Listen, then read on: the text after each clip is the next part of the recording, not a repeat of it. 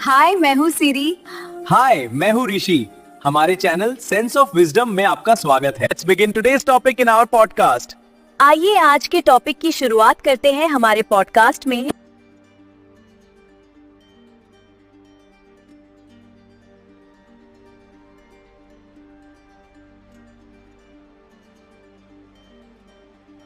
जिंदगी में हर तरफ कितना शोर है ना।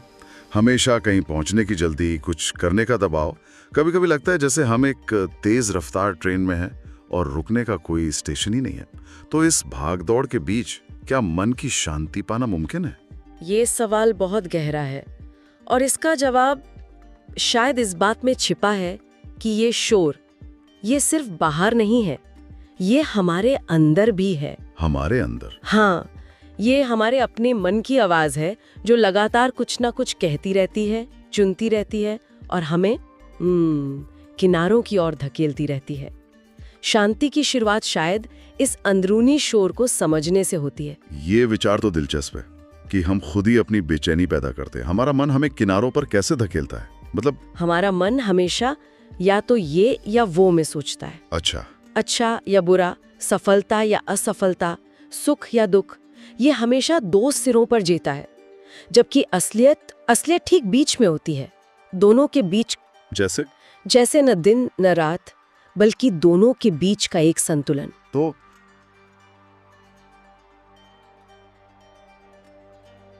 क्या इसका मतलब है कि हमें चुनाव करना बंद कर देना चाहिए?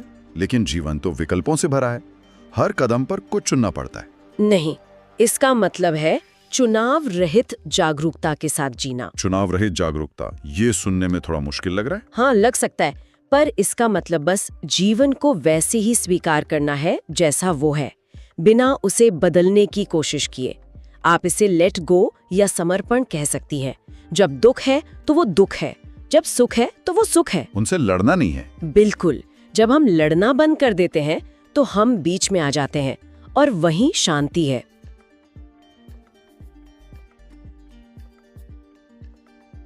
ठीक वैसे ही जैसे कोई रस्सी पर चलने वाला कलाकार हमेशा संतुलन बनाए रखता है, किसी एक तरफ नहीं झुकता। लेकिन मन तो हमेशा सोचता रहता है, वो चुप कहाँ बैठता है। इस लेट गो और संतुलन को असल में मतलब रोजमर्रा की जिंदगी में अभ्यास में कैसे लाया जाए? इसकी कुंजी है साक्षी भाव। साक्षी भाव? हाँ, आप जो कुछ भी कर रहे हैं उसे बस एक दर्शक की तरह देखें। अपने विचारों को आकाश में बादलों की तरह आते जाते देखें, बिना उनसे उलझे। अपने शरीर को काम करते हुए देखें जैसे वो आपका न होकर किसी और का हो।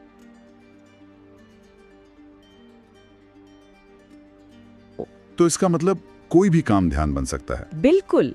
असली चीज तकनीक नहीं बल्कि जागरूकता है, वॉचफुलनेस। अच्छा। खाना खाना, चलना, यहाँ तक कि कोई रोजमर्रा का उबाऊ काम भी ध्यान बन सकता है, अगर उसे पूरी जागरूकता के साथ किया जाए। हाँ, बिना यंत्रवत हुए। जब आप कर्ता होने के बजाय दृष्टा या देखने वाले बन जाते हैं तो मन का शोर अपने आप कम होने लगता है। आप बस एक पहाड़ी पर बैठे दर्शक की तरह हो जाते हैं जो नीचे घाटी में चल रहे जीवन को देख रहा है। ये साक्षी भाव का अभ्यास करने से हमारे रिश्तों पर क्या असर पड़ता है? क्योंकि रिश्ते तो बहुत उलझे हुए होते हैं। बहुत गहरा असर पड़ता है। अक्सर हम जिसे प्यार कहते हैं वो सिर्फ एक जरूरत होती है। जरूरत?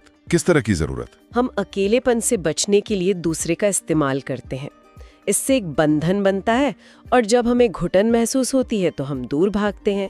लेकिन जैसे ही हमारी जागरूकता बढ़ती है हम इस पैटर्न को देख पाते हैं।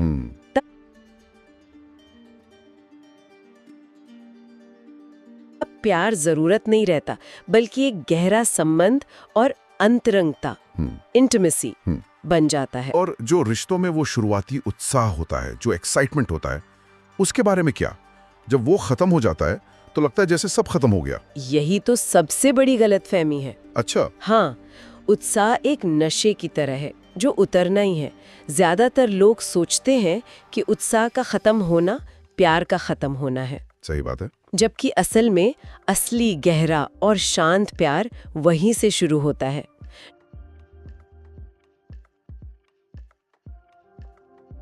जब तूफान गुजर जाता है तब जो शांति बचती है वही सच्चा साथ है। तो कोई भी मतलब कोई भी इन विचारों को अपनी रोजमर्रा की जिंदगी में कैसे शामिल कर सकता है? कुछ प्रैक्टिकल तरीके। हाँ बिल्कुल।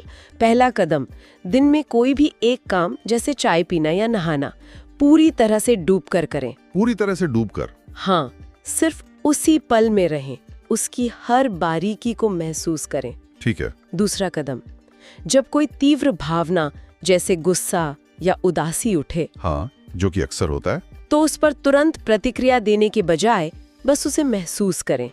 देखें कि वो शरीर में कहाँ है। उसे बिना कोई नाम दिए बस देखें। सिर्फ देखें? सिर्फ देखने मात्र से उसकी पकड़ ढीली हो जाती है। और तीसरा कदम? तीसरा कदम, हम अनजाने में नकारात्मकता को सींचते रहते हैं, है ना? कैसे? जब कोई हमारी आलोचना करता है तो हम तुरंत मान लेते हैं, लेकिन तारीफ पर शक करते हैं। बात तो सही है। इस पैटर्न को बदलें, सकारात्मकता पर ध्यान देना शुरू करें। आप जिसे ऊर्जा देंगे वही बढ़ेगा।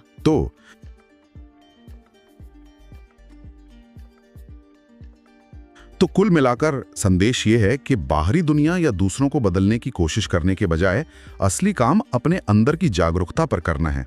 ये बदलाव बहुत शांत और निजी है। बिल्कुल, ये खुद को जानने की एक यात्रा है, और ये यात्रा किसी मंजिल पर पहुंचने के बारे में नहीं है, बल्कि हर पल, हर सांस में पूरी तरह मौजूद रहने की कला सीखने के बारे में है। आज जब ये चर्चा समाप्त हो तो एक छोटा सा प्रयोग किया जा सकता है। अगली बार जब आप किसी चीज का इंतजार कर रहे हो, ट्रैफिक सिग्नल पर या किसी दुकान की लाइन में, तो अपना फोन निकालने के बजाय बस एक पल के लिए रुकें। अपनी आती जाती सांस पर ध्यान दें। अपने आसपास की आवाजों को सुनें, बिना उन्हें अच्छा या बुरा कहे बस एक पल के लिए होने का अनुभव करें, कुछ करने का नहीं। देखें कि उस एक पल की खामोशी में कैसा महसूस हो।